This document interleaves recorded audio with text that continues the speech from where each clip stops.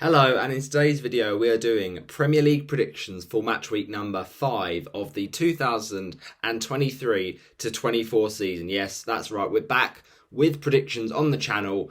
It's going to get busy this month, I'll admit, so these last couple of predictions before I go back to uni and have a bit more, busy life, less time to do these videos. So if you do go on to enjoy this, then feel free to smash a like on it, share it with your friends. Comment in the section below your score predictions for the upcoming weekend's games. And as I say, get yours in because the scoring system is 3 points for the correct result, 5 for the correct goal difference, and then 7 for the correct scoreline. So yeah, do get involved in the comments, share it with a friend, and tell them to put their comments in the section below so we can get them into the predictions league for this season. And when I say that, I mean each week we look at people's scores, compare how they did with my predictions and things like that. So it's really exciting. Some great games this weekend, it's got to be said. But the Premier League is back after the long, it felt like, international break. It's great to be back, and it's great to be predicting the Premier League again. So yeah, match week 5.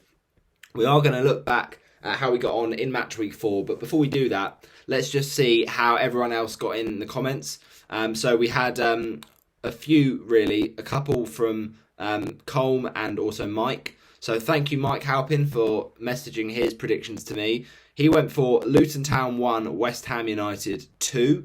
Bang on the money there. Very good prediction. I mean, it looked like it was going to be 2-0 for a long way in that game. And I actually did go for 2-0 to West Ham in the end. So I was pretty gutted when that late, nothing goal, that consolation goal for Luton went in from Mads Andersen. But yeah, look, at the end of the day, very good performance from West Ham. Very good win. A quality first goal. A fantastic cross from Lucas Paqueta. And a bullet header. Bowen, is in great form, and he once again arrives at the right place at the right time. But you've got to say, Kaminski, that is an absolute howler from him, how he's not managed to keep that out. So yeah, the first goal scored at Kenilworth Road in the Premier League is against Luton, and West Ham did go on and just dominated the game, really. Had a lot of big chances to kill it off, didn't quite in the first half with the second, but they did get their second goal in the end with that bullet header from Kurt Zouma. And that is why James Ward-Prowse is in a fantastic signing for West Ham United, and he's really fitting into life at London Stadium really well. And yeah, what a delivery from that corner, what a bullet header from Kurt Zouma, and great way to kind of finish off that game and seal the victory for the Hammers. But yeah, the late goal coming in the kind of late stages of that from Mads Andersen after a flick on from Carlton Morris. So their first goal in front of their fans, they'll be happy about that. Not happy about the performance, obviously, and the result ultimately, West Ham looked in control. And Luton, it's been a really tough step up for them to get up to grips with the Premier League. So it'll be interesting to see in these coming weeks if they can show any signs of getting more goals or getting any more points, getting those draws, to get any clean sheets as well. So they have got a game this week in a very fascinating one against Fulham, where Fulham have started the season quite well. I mean, they did get battered by Man City, but then they also did beat Everton on the opening day and got a really good point up at Arsenal. But then equally, they didn't do too well against Brentford. So a bit up and down Fulham. But with João Paulinho, signing a contract, he's going to be back, you'd imagine, for this game against Luton. So that will help Fulham's defensive chances. But yeah, the likes of obviously Mitrovic leaving. It's an interesting camp there at Fulham, but we'll have to see how Luton get on with that one at the Cottage. But yeah, ultimately, very good win for West Ham, and a gutting one for my prediction. So just the 3 points for me there. But as I say, well done to Mike Halpin with his 2-1 West Ham. We also had Colm, he went for a 3-1 West Ham, so unfortunate that one. One goal off as well, but just the 3 points. So well done, Mike, for the 7 there. Now we had Sheffield United Everton, obviously a big basement battle between two teams that haven't been scoring goals, haven't been getting points, haven't been winning games, and you felt that one of these sides really needed to look at this game and think it was a 6-pointer to win that game, but they ultimately weren't good enough, either of them, to get the 3 points. It finished 2-2. Great game, I've got to say, even if it was low on quality in parts because of the two sides, but it really picked up at one point where Everton went ahead, Sheffield United went back level, and then they went back in front again. And then obviously Everton had the last laugh there with a first goal in the Toffees blue for Arnaut Danjuma, who really didn't get his career going at Tottenham. Was a very good player for Bournemouth in the Championship, and did a few things at Villarreal. But ultimately, he'll be looking to get those goals for Everton. Danjuma, maybe that could be the start of something. I mean, ultimately, Beto, he had played in the midweek before that game in the Carabao Cup and scored. But then didn't look as lively as people thought he might be in that game. So he's also come in as their striker, see if he can get them the goals that they will need. But look, ultimately, it's a point at least for Everton. They've got off the mark. The same goes for Sheffield United. But what a performance from Cameron Archer. Absolutely brilliant on his first start for the club. After that move from Aston Villa, he just looks so hungry to prove a point. He looked great for the England under-21s in the Euros last summer. So I think it's a fantastic transfer that for Sheffield United. They just need to keep him fit, and they'll be hoping to get goals elsewhere because they can't rely on him as well. They've got Gustavo Hamer, who I think is a good signing, but he's got to come up with the goals as well. So ultimately a very good entertaining game. I mean, it went up and down. Doucouré scored the opener. Abdoulaye often pops up for Everton with those important goals. We saw it on the last day of last season, but he's done it again for their first goal of this. And then, of course, Archer get the goal. Then the own goal for Pickford. I mean, it's just so unfortunate when it bounces off the post onto his head. Nothing he can do. But fair play Pickford. He makes up for it with an incredible last-minute save. It bounces off his face. It goes firstly off the crossbar, I believe. I think he gets a touch on it, and then he saves it with his face. I mean, it was just absolutely incredible goalkeeping. Of course, he still did concede 2, but that was a point-saving save at the end there. So fair play to him for that. Obviously, just had an international break, so he'll be hoping to stake his claim as number 1. To me, though, the fact that Pope has not been in the England squad is a crazy one, right? You've got Ramsdale, he's all right. You've got people like Henderson, who's barely played. Obviously, he's just moved to Crystal Palace now. Wonder if he'll start this weekend in their game against whoever it is now. I can't even remember. Oh, yeah, of course. It's... hang on. Who are Crystal Palace playing? I've had a look at the fixtures. I can't see them anywhere. I'm baffled. Nah, come on, mate. Bear with a sec, people. Sorry. No, it's Aston Villa. But I've just looked at the fixtures. Why can I not see Aston Villa here anywhere? Have they postponed the game or something? What's going on? Alright, sorry people about this. I'm going to have to just make sure that the game has not been postponed. Can you imagine if it actually has? Because I'm looking at the fixtures and all of a sudden I can't see Villa v Crystal Palace. Huh? Nah, the game's going ahead, surely. I'm a bit confused there. I'll just go to the Premier League website. I don't know why. It was on the Premier League website and it came up with all the fixtures, the broadcast schedules, and I couldn't see Aston Villa v Palace there. Really weird. No, it is still there. Don't know why that happened. Bit of a glitch. That will be an interesting one for Henderson if he does make his debut for them. But ultimately, I look at it and think that was a result that was needed for Sheffield United and Everton. The next one, obviously, when we talk about how everyone else went with the predictions, I mean, Colm, he actually went with a 2-1 Sheffield United, so unlucky there, 1 goal away from that. And then we had Mike Halpin going for a 1-0 Everton. So no points for there for either of you guys in your prediction. I went with a 2-1 Sheffield United. So again, no points there. Then I said 3-1 Chelsea against Forest. I thought surely Chelsea can do the business against this Nottingham Forest side. But no, it was an absolute shambles really from Chelsea. They were just so wasteful in attack, and oh my goodness me, that was an absolute sitter. What a sitter from Nicholas Jackson. I don't know quite how he managed to put it over the bar that much there. It was a shambles, really. So, not ideal for Chelsea.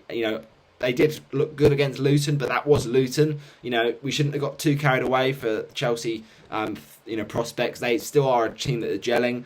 But ultimately, the way I look at it is Chelsea are still gelling and they're still getting to know their best team. But yeah, it's not ideal really for them because to lose that game against Forest played well. They probably did deserve it in the end, but they didn't have a lot of possession. So Elanga with the goal, big shock there. So I went for a 3-1 Chelsea. As I say, it ended up being just the 1 goal and 1-0. But Mike Halpin actually went with Chelsea 2, Forest 1. So, very similar to mine. But did get 1 goal for Forest at least there, as I had. And then also we had Colm's prediction, 2-0 Chelsea. So again, no points for us in the predictions.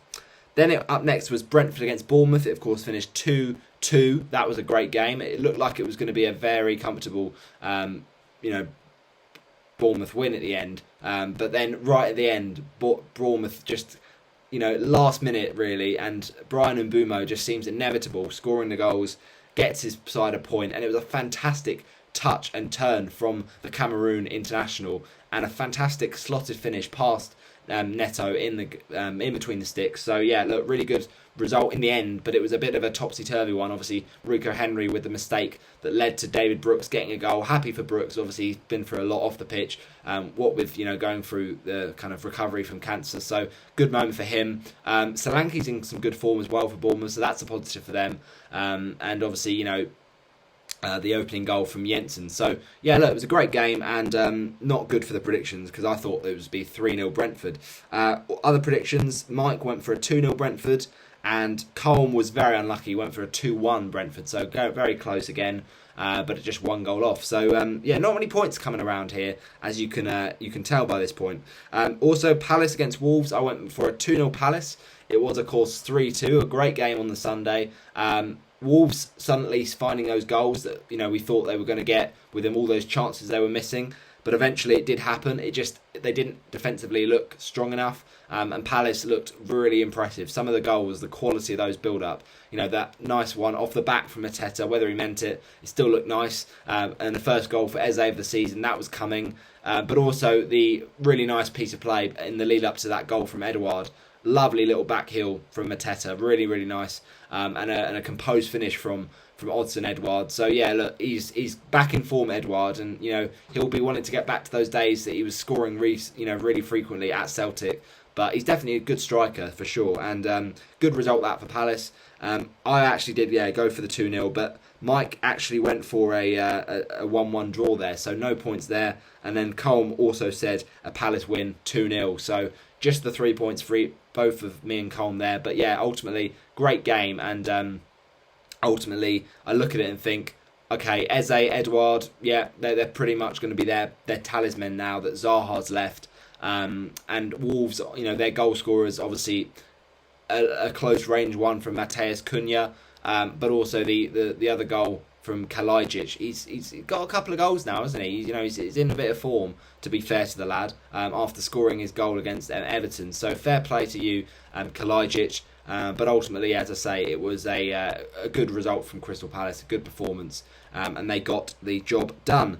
Now, moving on to the next one, it is, of course, the game between Arsenal and Manchester United. 3-1 Arsenal. It didn't look that way on 87 minutes, because late on in the game, Garnacho, what looked like a winner, obviously the late offside, the right decision, I think, but it was just good tactics from Gabriel to just feint at the last second and move behind the line of attack and put Garnacho offside, but it was the tightest of calls.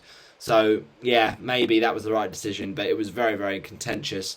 Also, another thing that was a bit, interesting in that game, obviously, was just the crazy decision from Lisandro Martinez to, basically kung fu kick Nketiah on the halfway line. A weird one. Also, a foul on Saka as well. It was a bit of a dodgy one. I can't remember who made the tackle, but there was also, Saka got a booking. There's a few things. It was quite a niggly game. But in the end, as I say, niggly game, a lot of fouls going in. But ultimately, it was a great game in the end. It ended the game really well. And it was drama really from Declan Rice right at the end after that Rashford goal. The Ødegaard won 36 seconds later, and then Rashford was hanging his head towards the end because of Arsenal, just coming away with the victory. Declan Rice with a debut goal, Rice baby, and then of course Jesus finishing it off. And Dallow's still sliding. He's still sliding. I can still see him. But look, it was an interesting result. I actually went for a 2-0, I think. 2-1 to Arsenal. So just the 3 points there, very close to being correct score. Colm, on the other hand, went for a 2-2. So the right number of goals, but just not the right distribution. But fair play to Mike, who went for a 3-1 Arsenal. So very well done. 7 points for you there. Also, we had Liverpool Aston Villa. Now, I was not expecting this. I thought Villa would really score goals here with how bad Liverpool have been defensively this season. But out of nowhere, they get the clean sheet and a 3-0 Liverpool. Very impressive stuff. And Dominic Szoboszlai really looking impressive in that Liverpool midfield that's starting to gel now with McAllister, with Szoboszlai, with no Fabinho, no Henderson. They've now got Curtis Jones in there as well. So it looked much better for Liverpool, and very, very good performance from the Reds. And Salah among the goals, again, good to see that after kind of a couple of performances, a bit frustrating from his point of view. But ultimately, Darwin Núñez did start the game actually, but it was goals from Salah, and then of course that really good finish from Szoboszlai, really impressive stuff, and Jota as well. Jota was involved with the game there, and ultimately it's a bit of an unfortunate one because he just finishes in that chance. The goalie, Robin Olsen, I think it was, or it might have been Martinez, but he couldn't get ready in time to stop the shot. So it was a good result for Liverpool. I went for a 3-2 Liverpool, so just 3 points for me there. And then Colm, what did Colm say? Well, he actually went for a 2-1 Villa, so no points there. Mike Halpin, on the other hand, though, went for 2-0 Liverpool, so unlucky, but just the 1 goal off, just 3 points for either of us. Then we had Brighton-Newcastle. I thought this would be a tight game, but I thought maybe Newcastle would edge it. But fair play Brighton, another impressive performance. And despite that West Ham defeat, outside of that, they have been superb start season. And Evan Ferguson, what a player. He did unfortunately get injured over the international break, so he didn't play for Ireland. But what a performance in this game against Newcastle. A hat-trick from the 18-year-old. I mean, what a player he's going to go on to be, you would imagine. And, the third goal, I mean, it's just quality written all over it. Sorry, the second goal, I should say. The third goal was a bit lucky with a deflection off Fabian Schär. But the second just strokes it outside the box. Fantastic stuff. So really good from Brighton. Newcastle started the game actually probably the better, but Brighton just get into it and they really did control from there. And Newcastle defensively looking a bit all over the place. So interesting there. I went for a Brighton draw actually in this one. So I said 2-2 again. Unfortunate, but it was of course 3-1. So the right number of goals, but not the right distribution. Meanwhile, we also had a prediction of Brighton Newcastle 1-1 between the two teams from Mike, so no points there either. And then we also had Colm, who went for a 3-1 Brighton. So bang on the money, Colm. Well done to you, Colm. And then of course we have the game between Burnley and Spurs. 2-5 this one. What a game. And Spurs, with Son playing as the 9, absolutely lethal. You'll remember he scored that hat-trick against Leicester last season and then didn't quite take off from there. But this time around, he was superb and really good performance from Spurs in general. They did, of course, go behind very early on, about 3 minutes in, crazy. Lyle Foster, with now 2 goals to start the season, he looked decent. And, you thought, this might be a tricky one for Spurs. But look, they did really well to just come back into it and dominate after that. Maddison with a classy goal. Also, a really nice pass through from Pedro Porro into Son for the clincher to get the hat-trick. So, look, it was a fantastic performance from Postecoglou's men. And now they're going into that next game against Sheffield United feeling confident. But it was just incredible stuff, really. I mean, Romero, who'd have thought he'd score goals like that? So, just really incredible. And Brownhill off the bench. Why he didn't start for Burnley, I'm not quite sure. Josh Brownhill, he's a good player for them. But ultimately, not the good result that Burnley were hoping for. I actually went for a 3-1 Tottenham in this one. So, actually, we were very, very unlucky because we didn't quite get the correct goal difference, just the 3 points. But other predictions we had from Colm, he went for a interesting result, 2-1 Spurs in this one. So again, 3 points, but not the result. Not the scoreline, I should say, but got the 3 points for the result. And then we also had Mike's one. He went for a 1-1 draw, so nothing there for you, I'm afraid, Mike, but at least 3 points for me and Colm. Then we final up with the City game. I went for Manchester City 4, Fulham 1, and it looked like that was going to be a perfect prediction for a long time. And then late on, Haaland, of course, clinching his hat-trick. It was an incredible hat-trick from Erling Haaland.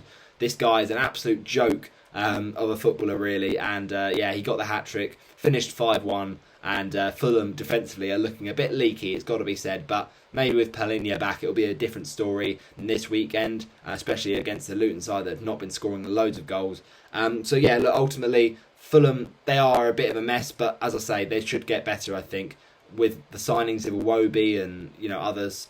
So Jimenez, whether he'll get into the groove, we'll have to see. But it was a goal from Tim Ream, of all people, wiping out that Man City clean sheet. But the hat-trick from Haaland, a great performance from Julian Alvarez for Man City. He's really been impressive this season. He got his goal, and also a controversial, I'll say, very much with a capital C, from Nathan Ake. How that goal stood, with Akanji being clearly offside, I'm not quite sure what VAR was doing there. They just, having a big argument with all the VAR officials. You hear it back sometimes, people posting it, and you hear the different people in the VAR room, talking to each other. But it's like a crowded mess. They're just all shouting at each other. And then eventually they say, oh, well, Akanji, he moves out the way of it, so he's not interfering with the goalkeeper's line of vision. He can see it all the way. No, I'm pretty sure he is. The fact he's pulling away from it shows that he's interfering. So I don't know how that's not been ruled out. But, this is VAR. It does seem to make more mistakes than it solves. And I just wish we'd go back to what it was before VAR, because when the referees use their common sense, the linesmen use their common sense, there's less mistakes like this, less glaring, obvious mistakes, because in VAR they often overthink it, right? They're so, intent on getting these to the point where they just think, use your common sense, just give the benefit of the doubt sometimes for these closer decisions. But that certainly was not one of them. So yeah, ultimately, that was match week 4. Other predictions from the Man City game, Colm, he went for a 4-1 as well, so very unlucky there. And then finally, to finish off, Mike Halpin, you went for a 4-0 City. So actually, that's very impressive, because he got the correct goal difference there by 4 goals. So that's my predictions and how Coleman and Mike got on. But let's get into match week number 5, shall we? The fixtures, as we can see on the left-hand side, are as follows. We've got the early kickoff being Wolves against Liverpool. Quite an interesting one, that one, I think, because I think that is a bit of a mismatch based on current form, but we'll see how that goes. We've got Villa against Palace, Fulham v Luton, Man United Brighton. That's 2 teams in contrasting form. Spurs against Sheffield United, West Ham Man City, so a bit of a first proper test for West Ham, that one. Newcastle Brentford. That will be a close game. They're kind of very similar styles, Newcastle and Brentford. Bournemouth Chelsea on the Sunday, and then also on the Sunday on Sky Sports at Goodison Park, Everton against Arsenal. Remember, that was the game that Arsenal lost last season, that kind of almost started their title decline in the title race. And then on the Monday Night Football was a bit of a stinker, but I guess it could be interesting in some ways. Forest against Burnley, with Awani in great form. Obviously didn't score last week for once, but he did get the assist for the goal from Elanga. So yeah, look, good weekend of football there. Some exciting matches. Let's get into my predictions. So, for the first game of the match week, Wolves against Liverpool, I do feel, as I said, this is going to be a mismatch, and Liverpool are going to win fairly comfortably. But I do feel that Liverpool defensively are still leaking too many goals, so I'll say Wolves 1, Liverpool 2. Then we've got Villa against Palace. I'm going with a 2-0 win for Aston Villa here. I feel this won't be any problems for Aston Villa. Then I'll say Fulham against Luton, 2-1 against Fulham. I think Fulham will leak goals, but Luton will ultimately lose the game. Then 3-2 to Manchester United, I think, is going to be a great game. Then Spurs against Sheffield United, I'll say 4-0 Spurs.